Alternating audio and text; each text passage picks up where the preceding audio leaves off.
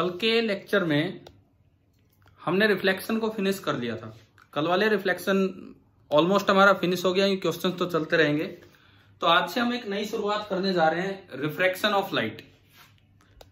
अब रिफ्रैक्शन का मतलब क्या होता है? सबसे पहली बात तो ये कि अगर हम स्टार्टिंग करें कि भाई रिफ्लेक्शन हमने पढ़ लिया, रिफ्रैक्शन का मतलब हम जानना चाहें कि भाई क्या मतलब होगा रिफ्रैक्शन का। तो रिफ्रैक्शन का सिंपली मतलब है कि लाइट अपना मीडियम चेंज कर जाए, और कुछ नहीं है। रिफ्रैक्शन का इतना सा मतलब है कि लाइट अपना मीडियम चेंज कर जाए, एक मीडियम से दूसरे मीडियम में लाइट चली जाए, तो दैट इज रिफ्रैक्शन। इसे ही हम बोलते हैं रिफ्रैक्शन। देखिए, इस लेक्चर में आज स्टार्टिंग हो रही है रिफ्रैक्शन ऑफ लाइट की।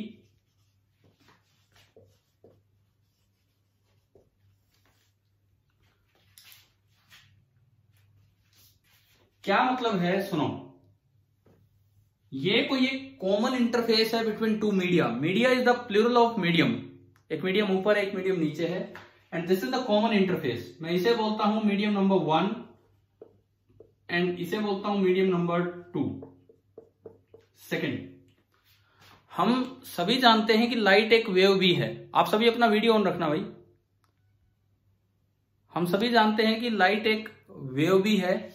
तो लाइट को अगर एज ए वेव आप देखते हैं तो ये लाइट चल के आती है इधर से, और इस तरह से ये लाइट यूं आके यहां पे इंसिडेंस हुई है। आपने 9th क्लास में वेव्स पढ़ा है थोड़ा बहुत। तो वेव की 3 चीजें हम पढ़ते हैं, frequency, speed and wavelength, nu, v and lambda. Frequency, speed and wavelength, nu, v and lambda. तो आप ये बताओ, इन तीनों में आपस में क्या रिलेशन होता है? न्यू, वी और लैम्डा में आपस में क्या रिलेशन होता है? V is equal to new into lambda. हाँ देखो, 9th में पढ़ा है आपने रिलेशन। तो जो इनके बीच का जो रिलेशन होता है, लैम्डा वेवलेंथ, वो एक डिस्टेंस है। लैम्डा जो है वो सिंपली वेवलेंथ है, वो एक डिस्टेंस है। तो distance is equal to speed into time. आप इस तरह से भी सोच सकते हैं कि distance is equal to speed into time. मतलब क्या? मतलब ये कि distance lambda is equal to speed into time होता है 1 बाई फ्रीक्वेंसी। तो lambda is equal to v by nu. ये इन तीनों में रिलेशन है। This is medium number 1। Medium number 1 में फ्रीक्वेंसी मैंने मानी न्यू 1, स्पीड मैंने मानी v1 एंड वेवलेंथ मैंने मान ली लैम्डा 1। ये 3 चीजें मानी, तो इनके बीच का ये रिलेशन हो गया, lambda 1 is equal to v1 by nu 1। अब देखो, पहली चीज आती है फ्रीक्वेंसी। सबसे पहली चीज जो हम यहां देखें, फ्रीक्वेंसी ऑफ लाइट। दरअसल फ्रीक्वेंसी ऑफ लाइट मीडियम पे डिपेंड नहीं करती है, वो डिपेंड किस पे करती है कि जहां से लाइट आ रही है, ओरिजिनल सोर्स क्या है। फ्रीक्वेंसी ऑफ लाइट डिपेंड करती है ओरिजिनल सोर्स पे, कि जो इनिशियल सोर्स होगा वहां से आप लाइट को आने दीजिए, फिर चाहे वो मीडियम चेंज भी कर ले तो भी उसकी फ्रीक्वेंसी चेंज नहीं होगी। दूसरी बात है स्पीड। दरअसल स्पीड डिपेंड करती है मीडियम पे। स्पीड ऑफ लाइट डिपेंड करती है मीडियम पे। डेंसर मीडियम में लाइट धीरे चलती है और रेयरर मीडियम में लाइट तेज चला करती है। तीसरी चीज है वेवलेंथ, वो आप इस फॉर्मूले से निकाल सकते हो। अब देखो, हमने आपको रिफ्लेक्शन बाई थिक मिरर पढ़ाया था कभी पिछली बार रिफ्लेक्शन टाइम में। तो हमने देखा था कि हर सरफेस पे कुछ पार्ट रिफ्लेक्ट हो जाता है और कुछ पार्ट आगे ट्रांसमिट हो जाता है। तो इस वेव के 2 हिस्से हो गए, this is reflected wave and this में भी ट्रांसमिटेड वेव, जो थोड़ा बेंड हो जाती है, इधर भी हो सकती है उधर भी हो सकती है, थोड़ा बेंड कर जाती है। दिस इज रिफ्रैक्टेड वेव और transmitted wave and this is reflected wave. अब देखो, फ्रीक्वेंसी तो ओरिजिनल सोर्स पे डिपेंड करेगी। तो फ्रीक्वेंसी अगर इसकी न्यू 1 थी तो इसकी भी न्यू 1 रहेगी और इसकी भी न्यू 1 रहेगी। ठीक है जी। स्पीड किस पे डिपेंड करती है? अभी बताया था मैंने, मीडियम पे।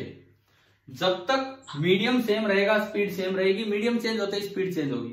ऊपर मीडियम सेम है तो रिफ्लेक्शन में स्पीड चेंज नहीं होगी, लेकिन मीडियम चेंज होते ही स्पीड क्या हो जाएगी, थोड़ी चेंज हो जाएगी।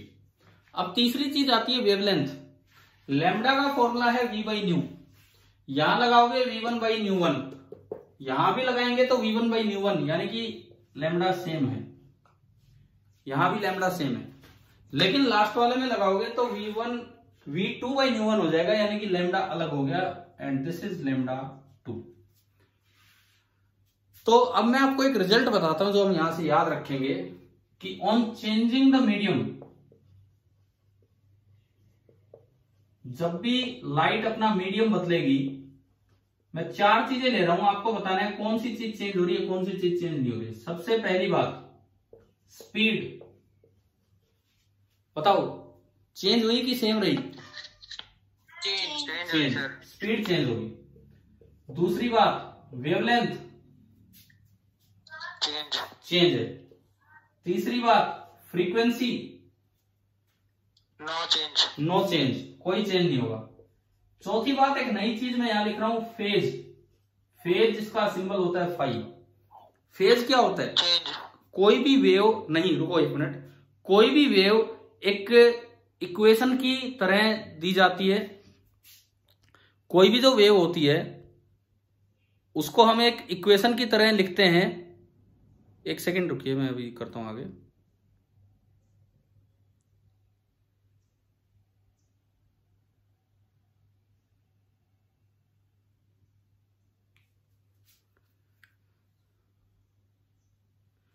देखिए,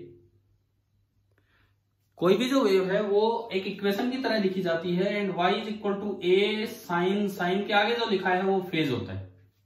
तो रिफ्रैक्शन से कभी फेज चेंज नहीं होता है, ये बात भी आप याद रखना। रिफ्रैक्शन से कभी फेज चेंज नहीं होता है, ये बात आप याद रखना। मींस मीडियम चेंज होने पे स्पीड और वेवलेंथ चेंज होंगी, फ्रीक्वेंसी और फेज चेंज नहीं होंगे। क्या ये 2 पॉइंट क्लियर हो गए आप लोगों को? ठीक है, ये 2 बातें आप याद रखना। ये हमने शुरुआत की है रिफ्लेक्शन की। अब सबसे पहले बात हम ये सीखें कि रेयरर मीडियम क्या होता है और डेंसर मीडियम क्या होता है, इनका क्या मतलब है, ये हम समझेंगे। देखिए, मान लो मैंने इस तरह के 2 मीडियम लिए, बीच में कॉमन इंटरफेस है। मैं लिखता हूं कि यहां पे ऑप्टिकली डेंसर मीडियम है एंड ऊपर जो है ऑप्टिकली रेयरर मीडियम है। नीचे ऑप्टिकली डेंसर मीडियम है, ऊपर ऑप्टिकली रेयरर मीडियम है। पहली बात, इसका मतलब क्या है कि जब भी लाइट आएगी इधर से चल के, ये लाइट रे की तरह मैंने दिखाई है, ये नॉर्मल है, कॉमन नॉर्मल, ये कॉमन नॉर्मल है। जब ये दोनों साइड कॉमन नॉर्मल, ये लाइट रे आई इंसिडेंट रे, नॉर्मल के साथ जो इसका एंगल है that is angle of incidence. Normal के साथ जो एंगल है that is angle of incidence. तो एंगल ऑफ इंसिडेंस जो होगा वो एंगल ऑफ रिफ्रैक्शन, एक नई टर्म बनेगी, उससे बड़ा होगा या उससे छोटा होगा, ये इस बात पे डिपेंड करता है, ये इस बात पे डिपेंड करता है कि अगला मीडियम डेंसर है या अगला मीडियम रेयरर है, इस बात पे डिपेंड करता है। देखिए कैसे, सुनिए। अभी हम देखते हैं यहां पे, अगर ऑप्टिकली डेंसर मीडियम लिखा है, इसका मतलब यहां पे लाइट की स्पीड कम होगी, लेस स्पीड, यहां पे लाइट की स्पीड कम होगी एंड यहां पे लाइट की स्पीड ज्यादा होगी, this will be more speed. नीचे लाइट की स्पीड कम होगी और ऊपर लाइट की स्पीड ज्यादा होगी, तो ये डेंसर मीडियम में काउंट होगा और ये रेयरर में। जब भी लाइट धीरे चलेगी तो नॉर्मल की तरफ यूं फैलने से बचेगी, यूं जाएगी, और जहां लाइट तेज चलेगी वो नॉर्मल से दूर बेंड होगी। इस तरह का काम होता है। So this is angle of refraction, reflection नहीं रिफ्रैक्शन। अब एक बात है जो हम सीधा याद रखें, अगर rarer to denser medium light आई है, अगर rarer to denser medium light आई है तो लाइट की स्पीड कम होगी, तो वो भागेगी नहीं दूर, वो नॉर्मल की तरफ जाएगी। अगर denser to rarer medium light गई होती तो स्पीड बढ़ जाती, तो वो दूर जाती। यानी कि अगर आई बड़ा है आर से तो लाइट जा रही है रेयरर टू डेंसर, और अगर आर बड़ा होता आई से तो लाइट गई होती डेंसर टू रेयरर। बताएं क्या ये वाला पॉइंट क्लियर हो गया आपको? Yes sir. ठीक है। अब एक और चीज, जरूरी नहीं कि जिसकी मास डेंसिटी ज्यादा हो वही ऑप्टिकली डेंसर हो। अक्सर ऐसा होता है अक्सर ऐसा होता है जिसकी मास डेंसिटी ज्यादा होती है वही ज्यादा डेंसर होता है, लेकिन ऐसा जरूरी नहीं है। Means N optically rarer medium may have an optically rarer medium may have higher mass density। एक ऑप्टिकली रेयर मीडियम जो होता है हो सकता है कि उसकी मास डेंसिटी ज्यादा हो। इस तरह से देखिए, एक एग्जांपल मैं देता हूं। एक ऑयल होता है टर्पेंटाइन ऑयल या कैरोसिन ऑयल भी आप ले सकते हैं, टर्पेंटाइन ऑयल, और एक मैंने लिया वाटर। मैंने एक बीकर में दोनों डाल दिए, एक बीकर में मैंने दोनों डाल दिए, टर्पेंटाइन ऑयल भी डाल दिया और वाटर भी डाल दिया। तो बताओ कौन नीचे रहेगा कौन ऊपर रहेगा, आप बताओ।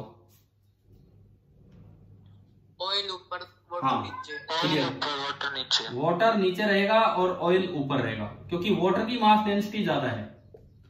अब क्या होगा, जैसे कोई ये नॉर्मल है, कोई लाइट रे आ रही है यहां से, incident ray, angle of incidence, अक्सर हमारे दिमाग में आएगा कि वाटर डेंसर मीडियम है तो लाइट किधर बेंड होगी, टुवर्ड्स द नॉर्मल कि away from the normal? Towards the normal. नहीं, टुवर्ड्स द नॉर्मल नहीं होगी। कारण क्या है, ये मैंने ऊपर लिखा है, ऑप्टिकली रेयर मीडियम की भी मास डेंसिटी ज्यादा हो सकती है। ऐसा पर्टिकुलर केस ये है, ऐसा पर्टिकुलर केस ये है कि इस समय अगर आप देखें तो ये ऑप्टिकली तो डेंसर है लेकिन मास डेंसिटी इसकी कम है।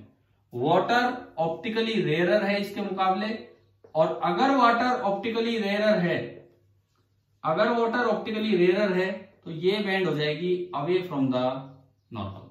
ये एक अच्छा सवाल बन के आ सकता है कि 4 ऑप्शन दिखा रखे हो, एक में बेंड ही ना रखी हो, एक में उधर चली जाए, एक में इधर चली जाए, इस तरीके से। समझ में आ गया कि नहीं, बताओ। क्या रिपीट कर दो एक बार। कौन बोल रहे हैं, नाम बताओ ना एक बार। सर हिमांशु। हिमांशु, देखिए सुनिए, ये पॉइंट क्या कहता है कि दिखने में जो चीज भारी है हम देख पाते हैं मास डेंसिटी कि भाई ये नीचे गया ऊपर है, जरूरी नहीं कि वो ऑप्टिकली भी डेंसर हो। ऑप्टिकल डेंसिटी एक अलग चीज है, ऑप्टिकल डेंसिटी एक अलग चीज है। दिखने में जो चीज भारी है आप उसको ऑप्टिकली रेयर हो सकता है, जैसे टर्पेंटाइन ऑयल के केस में ये ऑप्टिकली भारी है, पानी से ऑप्टिकली डेंस है, लेकिन मास डेंसिटी इसकी कम है। तो मैंने कहा कि आमतौर पे बच्चे जब ये सवाल आता है, आमतौर पे जब ये वाला सवाल आता है तो बच्चे सोचते हैं कि नीचे डेंसर मीडियम है तो वो रे को बेंड कर देते हैं टुवर्ड्स द नॉर्मल, जबकि ये रे बेंड होनी होगी किधर, जबकि ये रे बेंड होनी होगी किधर, अवे फ्रॉम द नॉर्मल, क्योंकि नीचे मीडियम हल्का है। क्या यहां तक समझ में आ गया है आपको ये वाली बात? Yes sir. ठीक है, अब देखो आगे बढ़ते हैं।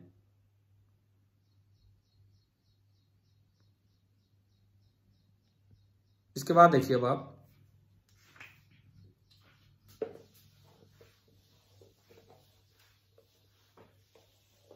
अब यहां पे बात आती है लॉज ऑफ रिफ्रैक्शन की।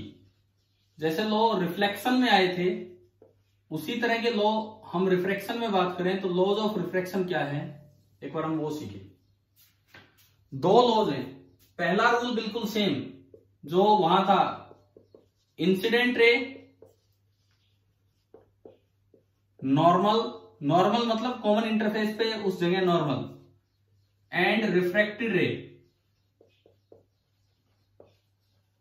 पहला रूल कहता है कि the all lie in same plane, वो एक ही प्लेन में लाई करेंगे, the all lie in the same plane. First rule तो बिल्कुल सेम है, लेकिन जो सेकंड रूल है, दरअसल ये स्नेल ने दिए थे, स्नेल एक साइंटिस्ट है तो स्नेल्स लॉ भी इन्हें बोल देते हैं, या कई बार सेकंड रूल को पर्टिकुलरली स्नेल्स लॉ बोल देते हैं। सेकंड लॉ क्या कहता है, देखिए सपोज ये आपका नॉर्मल है, ये आई इंसिडेंट रे, ये कोई इंसिडेंट रे आई है यहां से, और ये है इसका एंगल ऑफ इंसिडेंस आई। मान लो ये रे बेंड होगी टुवर्ड्स द नॉर्मल, और ये हो गया एंगल ऑफ रिफ्रैक्शन। तो जो स्नेल्स लॉ है वो आपको कहता है कि sine I upon sine R that is equal to constant for a particular pair of media, for a particular pair of media. मतलब अगर आपको दो मीडियम दिए गए हैं जैसे वाटर ऑयल, ये फिक्स कर दिया, अब आप कोई रे डाल लो, कितने एंगल पे डाल लो, वो इस तरह रिफ्लेक्ट होगी कि sine I upon sine R सबके लिए क्या रहेगा, बिल्कुल सेम। ये आपका होता है स्नेल्स लॉ। अब स्नेल्स लॉ में sine I upon sine R की वैल्यू क्या होगी, थोड़ा हम उसकी तरफ चलेंगे। ये स्पीड v1, हाँ जी, जो एंगल ऑफ इंसिडेंस होगा वो जो एंगल ऑफ रिफ्लेक्शन से अवे होगा नॉर्मल से या उसके पास होगा? नॉर्मल वाला, नॉर्मल के साथ जो इंसिडेंट रे का एंगल है that is angle of incidence, and normal के साथ जो रिफ्लेक्टेड रे का एंगल है that is angle of refraction. ये वाला पास वाला लेना है। अब अगर ये डेंसर मीडियम है तो रे इधर बेंड हुई होगी तो आर कम होगा, और अगर ये रेयर मीडियम है तो रे उधर बेंड हुई होगी तो आर ज्यादा हो जाएगा। क्लियर? ठीक है। अब सुनिए, v1 ν1 λ1, यहां पे गए v2, फ्रीक्वेंसी तो चेंज हुई नहीं, ν1 ही रहेगी और λ2। अब sine I upon sine R constant तो है, लेकिन इस कॉन्स्टेंट की वैल्यू क्या होगी ये हम देखें। Sine I upon sine R constant तो है, लेकिन इस कॉन्स्टेंट की वैल्यू क्या होगी, हम थोड़ा इसकी तरफ चले तो अब वो देखते हैं क्या होगा। देखिए, एक टर्म यहां डिफाइन करेंगे, refractive index of a medium. उसके बाद हम इसको समझेंगे कि स्नेल्स लॉ कैसे यूज होगा। Refractive index of a medium, मैं वैक्यूम बनाऊंगा और दो मीडियम बनाऊंगा अलग अलग, और फिर आपको दिखाता हूं इसमें। सपोज इस लाइन से इधर है वैक्यूम, यहां है मीडियम नंबर फर्स्ट, यहां है medium number second, and last में अगेन वैक्यूम। ये हमने बना दिया।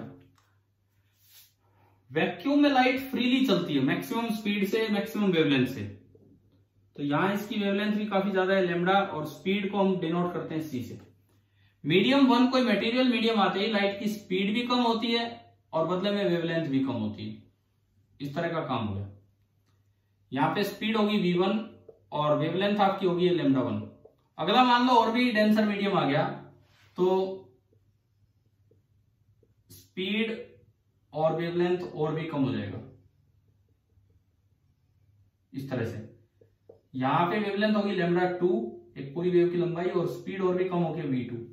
एंड लास्ट में फिर वैक्यूम आते ही वेव पूरा अपने तरीके से चलने लगी और स्पीड भी c, और जो वेवलेंथ बनेगी दैट विल आल्सो बी λ। तो हम चार चीजों को अभी कंपेयर कर रहे हैं। देखो, सबसे पहले मैं डिफाइन करूं refractive index of medium one. Symbol उसका n1 होता है या μ1 भी आप बोल सकते हैं। n1 या μ1 का मतलब है refractive index of medium one. Refractive index हमेशा किसी के रिस्पेक्ट में डिफाइन होता है। रिफ्रैक्टिव इंडेक्स हमेशा किसी के रिस्पेक्ट में डिफाइन होता है। सपोज हम वैक्यूम के रिस्पेक्ट में डिफाइन करते हैं, अगर कुछ नहीं पता हो तो पहली चीज हम डिफाइन कर रहे हैं refractive index of medium one with respect to vacuum. तो इसकी डेफिनेशन है, ऊपर तो लिख दो किसके रेस्पेक्ट में डिफाइन हुआ है, वहां स्पीड। किसके रेस्पेक्ट में डिफाइन कर रहे हैं हम इसको किसके रेस्पेक्ट में डिफाइन कर रहे हैं, वैक्यूम में स्पीड कितनी है c डिवाइडेड बाई किस मीडियम का लिख रहे हैं, फर्स्ट का, और फर्स्ट में स्पीड कितनी है v1। ऐसे आप n2 लिखें तो n2 हो जाएगा c बाई v2। क्या ये पॉइंट क्लियर है यहां तक? ठीक है। अब ये बताओ किसी मीडियम का रिफ्रैक्टिव इंडेक्स जो वैक्यूम के रिस्पेक्ट में लिखा है वो एक से बड़ा होगा या एक से छोटा होगा? बड़ा। c हमेशा ज्यादा होता है किसी भी और मीडियम की स्पीड से। So this will be greater than. Refractive index कभी भी किसी मीडियम का वैक्यूम के रिस्पेक्ट में एक से छोटा नहीं हो सकता है। अच्छा, बाई चांस कई बार ऐसी टर्म आ जाती है refractive index of 2 with respect to 1 या ऑफ 1 विद रेस्पेक्ट टू 2, कुछ भी लिखते हैं, सिंबल इसको दे देते हैं n12। इसका क्या फॉर्मूला होगा बताओ, इसका क्या फॉर्मूला होगा? किसके रेस्पेक्ट में लिख रहे हैं? 2 के रेस्पेक्ट में। 2 में स्पीड कितनी है? v2 और 1 में स्पीड है v1। समझ में आया? और आप देखो n21 है आपका v2/v1, मैं इसको यूं भी लिख सकता हूं c/v1 डिवाइडेड बाई c/v2 लिख सकते हैं, ये भी v2/v1 ही आएगा। और c/v1 है n1 और c/v2 है n2, तो n21 आपका आ गया n1/n2। तो ये तो जस्ट एक छोटे छोटे फॉर्मूले हैं, बाकी कोई बात नहीं। आप बताओ क्या रिफ्रैक्टिव इंडेक्स क्या होता है, वो समझ में आया कि नहीं आया? ठीक है, अब हम स्नेल्स लॉ लिखेंगे in terms of refractive index. Refractive index की टर्म्स में स्नेल्स लॉ देखेंगे कि क्या होता है। देखते हैं रिफ्रैक्टिव इंडेक्स की टर्म्स में स्नेल्स लॉ क्या होगा। देखिए स्नेल्स लॉ था sin i upon sin r is constant, ये था आपका स्नेल्स लॉ। अगर दोनों मीडियम फिक्स कर दिया आपने, इधर वो और इधर ये। अब देखो इसमें ये एक रे आई, एंगल आई किधर भी बेंड होगी, this angle is R. Snell's law अगर रिफ्रैक्टिव इंडेक्स की टर्म्स में बात करें, इधर का रिफ्रैक्टिव इंडेक्स मान लो n1 है और इधर का रिफ्रैक्टिव इंडेक्स n2। अच्छा, ऑप्टिकल डेंसिटी आप डायरेक्ट रिफ्रैक्टिव इंडेक्स से देख सकते हो। More refractive index means optically denser medium, less refractive index means optically rarer medium. जिस मीडियम की ऑप्टिकल डेंसिटी ज्यादा होगी उसका रिफ्रैक्टिव इंडेक्स भी ज्यादा होगा। क्यों? ऑप्टिकल डेंसिटी ज्यादा होगी तो वहां स्पीड कम होगी, और स्पीड कम होगी तो c/v में v कम हो गया तो n अपने आप ज्यादा हो जाएगा। यानी कि आप केवल n की वैल्यू से कंपेयर कर सकते हो कि कौन सा मतलब ये बैंड हुई है टुवर्ड्स द नॉर्मल, तो बताओ n1 बड़ा है कि n2? बताओ डेंसर कौन है? डेंसर 2 या 1? 2। तो इट मींस यहां पे इस डायग्राम में n2 is greater than n1। अब देखो स्नेल्स लॉ ऐसे याद करो, इधर का refractive index n1 into sine of इधर वाला एंगल बराबर दूसरी साइड का refractive index n2 into sine of दूसरे वाला एंगल। इस तरह से आप याद कीजिए n1 into sine i is equal to n2 into sine r। यूं तो याद करना आसान है ना, कोई रेशियो छोड़ो, इधर का refractive index into sine of इधर का एंगल बराबर इधर का refractive index into sine of इधर का एंगल। अब अगर इसको रेशियो की तरह बनाना चाहें तो ये बना sine i upon sine r that is equal to n2/n1। अब n2 है c/v2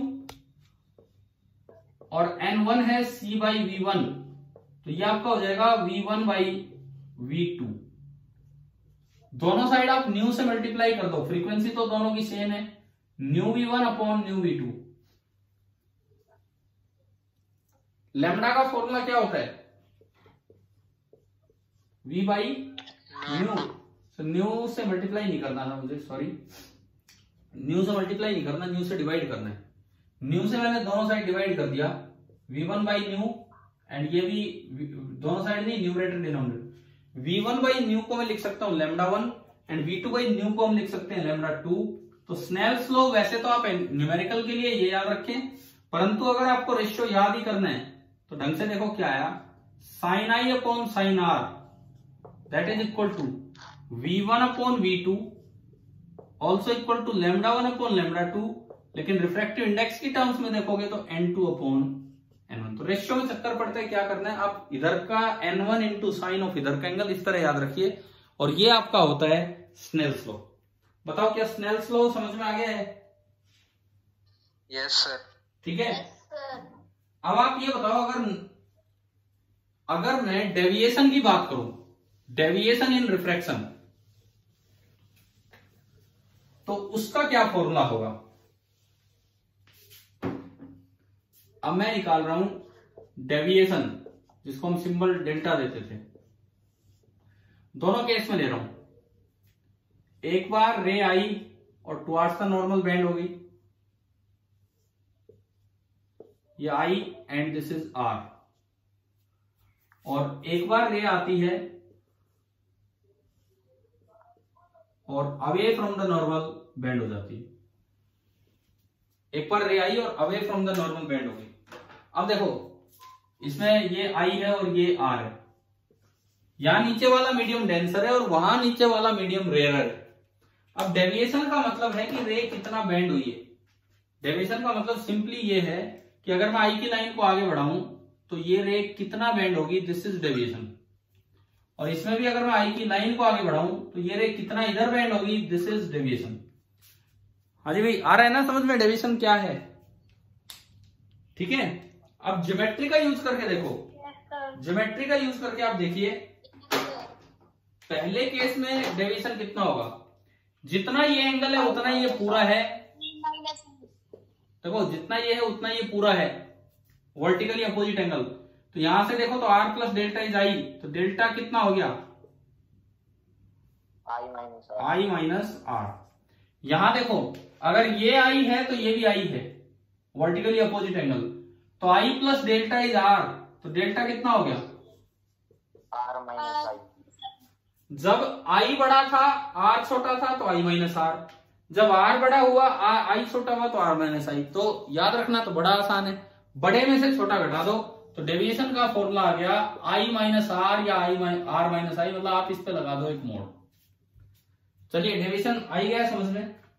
अब बात ये आती है कि क्या हर रिफ्रैक्शन में डेविएशन होगा, ये श्योर है कि रे बेंड होगी। मान लो मैं एक स्पेशल केस लू, नॉर्मल इंसिडेंस। सपोज कीजिए मैंने एक स्पेशल केस लिया,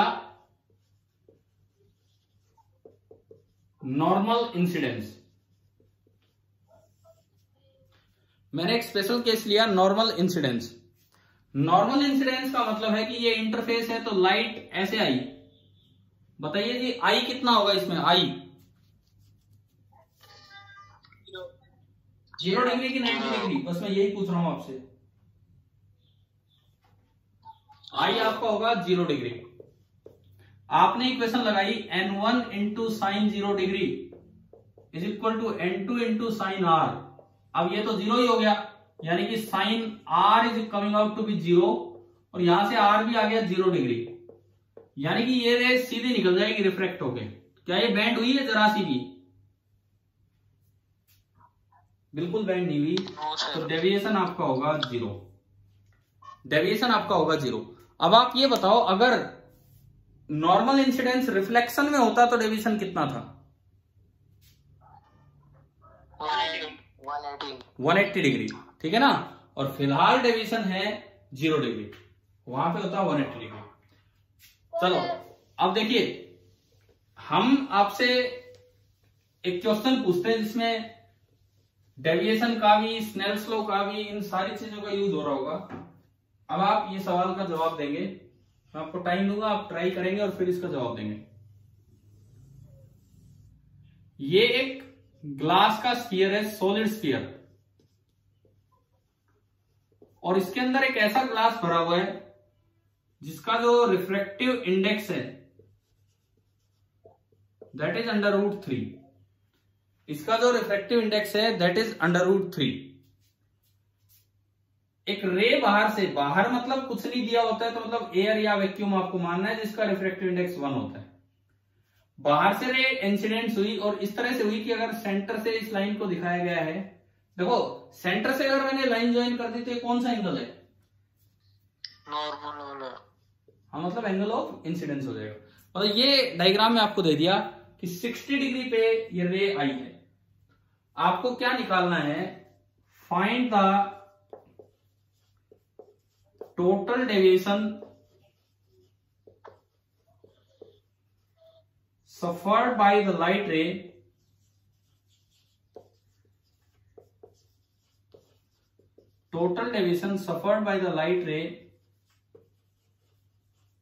when it comes out।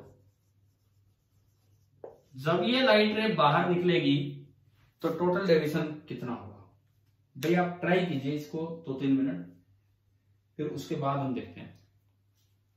कीजिए, आप एक बार कोशिश कीजिए।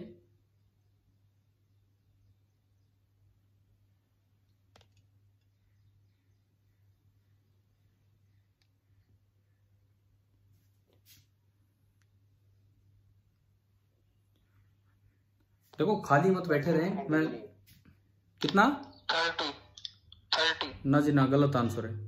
आप एक बार पूरा ट्राई कीजिए ढंग से। कितना? और कोई कुछ बोल रहा है क्या? 15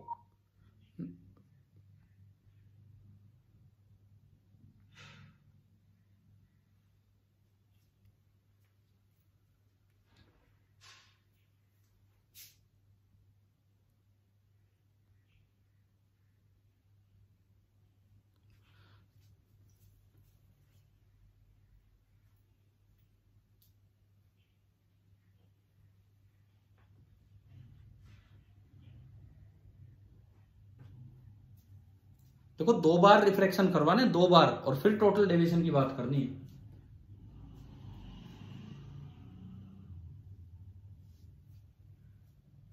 अच्छा पहली बार बताओ, पहली बार रे रेयर टू डेंसर जा रही कि denser to rarer?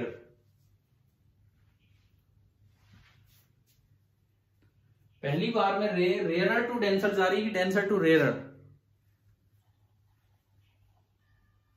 0 degree. 0 degree भी गलत आंसर है। पहली बार में रे जा रही है रेयर टू डेंसर। अब बस आप बोलते चलो तो किधर बेंड होगी, टुवर्ड्स द नॉर्मल कि अवे फ्रॉम द नॉर्मल? तो भाई ये लो, ये नॉर्मल ही है, सेंटर से ज्वाइन कर दिया, नॉर्मल है, तो हमने इसको बेंड किया टुवर्ड्स द नॉर्मल। ये गई सीधी। पहला स्टेप, मान लो फर्स्ट एंगल ऑफ रिफ्रैक्शन है R1, स्नेल्स लॉ लगाओ इधर उधर वाली तरीके से और R1 निकालो, कितना आएगा? 15 डिग्री। कितना? ठीक है चलो जो भी आएगा। पहली बार लगाया हमने, बाहर का refractive index 1 into sine of angle of incidence 60 degree is equal to अंदर का रिफ्रैक्टिव इंडेक्स √3 जो क्वेश्चन में दिया है इंटू साइन R1। अब मुझे बताओ कि R1 कितना आ रहा है?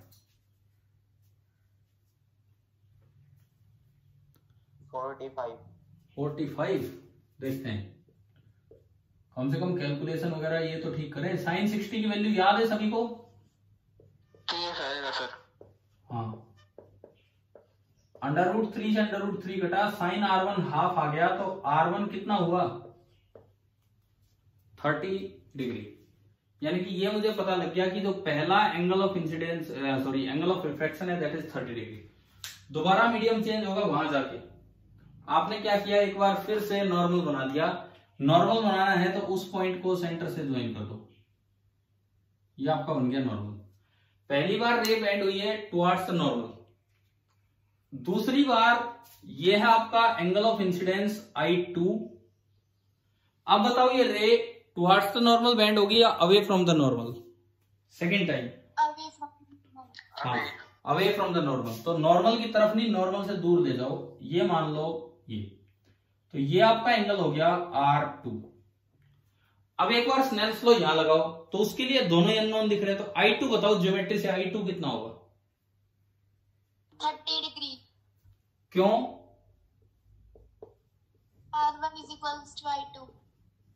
कारण ये है कि रेडियस है, ये दोनों रेडियस है, तो एक आइसोसेलेस ट्रायंगल होगी, तो ये दोनों एंगल भी इक्वल हो जाएंगे, अपोजिट जो एंगल्स हैं। तो I2 भी आपका कितना हो गया? 30 डिग्री। हाँ जी भाई, I2 आया समझ में? 30 डिग्री। ठीक है, अब फिर से स्नेल्स लॉ लगा दो। सर समझ नहीं आया। नहीं आया? ये ट्रायंगल देखो, नो सर। ये ट्रायंगल देखो CAB। क्या CAB ट्रायंगल में दो साइड्स रेडियस हैं कि नहीं स्फीयर की? क्या ट्रायंगल CAB में दो साइड्स रेडियस है कि नहीं स्फीयर की? बताओ। तो रेडियस तो दोनों इक्वल होंगी, ये भी और ये। और एक आइसोसेलेस ट्रायंगल में इक्वल साइड्स के अपोजिट जो एंगल होते हैं वो भी इक्वल होते हैं। तो अगर ये R तो ये दोनों एंगल भी इक्वल होंगे। तो ये 30 हमने कैलकुलेट किया, तो वो भी आपका 30 हो गया। हाँ जी भाई, जिस बच्चे ने पूछा था समझ में आ गया अभी? बताओ। यस सर, अब आएगा। ठीक है, अब यहां से स्नेल्स लॉ दोबारा लगा के R2 निकालो। स्नेल्स लॉ दोबारा लगा के R2 निकालो। 30 डिग्री है। तो ये आएगा अंदर √3 into sine 30 degree is equal to 1 into sine R2। Sine 30 होता है 1/2, तो √3/2 is equal to sign R2। तो यहां से आपका R2 आ गया 60 डिग्री, R2 आ गया 60 डिग्री। अब मैं डेविएशन की बात करता हूं, टोटल डेविएशन। टोटल डेविएशन मतलब ये रे यूं आ रही थी और फाइनली ये रे इधर गई है, तो ये कितना मुड़ी, इसे बोलते हैं टोटल डेविएशन। मतलब आया समझ में? ये इंसिडेंट रे थी और ये इमर्जेंट रे है जो बाहर निकली है, तो उनके बीच का जो एंगल होगा that will be equal to total deviation. अब आप देखो 120।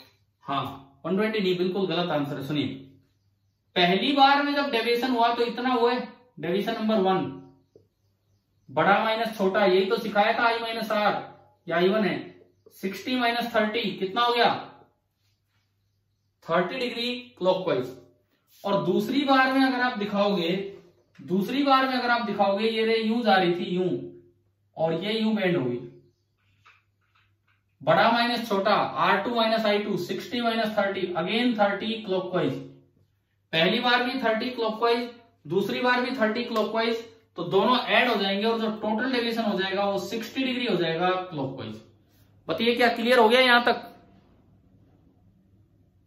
Yes sir. आखिरी बात, आप इसको ज्योमेट्री से भी निकाल सकते थे, ये 𝛿2 तो ये भी 𝛿2, और ये exterior angle this is equal to sum of two interior opposite angles, तो 30 और 30 मिलके 60 हो जाता है। इस तरह से भी निकाल सकते थे।